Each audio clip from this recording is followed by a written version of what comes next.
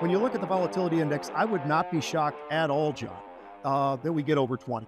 Just because of the fact that all of what's going on right now, I'm actually surprised we haven't already gotten over 20. It doesn't mean it's an absolute, but I wouldn't be shocked at all to see it get up and over 20, maybe not sustain over 20.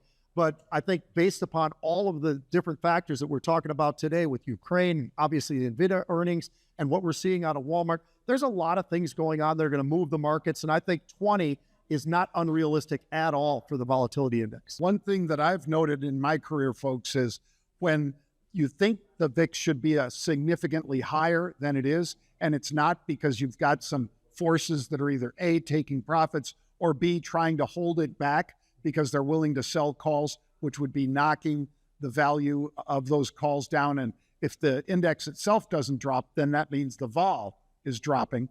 I think it could be a coiled spring. I think if it pops on, again, most likely Russia, Ukraine, but you could throw NVIDIA in there. If it pops, it could go well through 20. I'm not saying 30 or 40. It could. I'm saying, don't be surprised if we wake up one day and it's 28 to 30. I think somewhere in that range.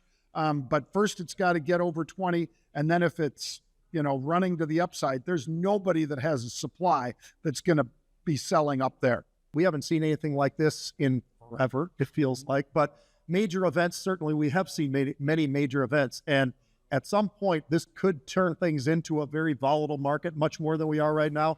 So to your point, John, it's why I put up my fingers with 3. I think 30 wouldn't be shocking if under the right circumstances, unfortunately.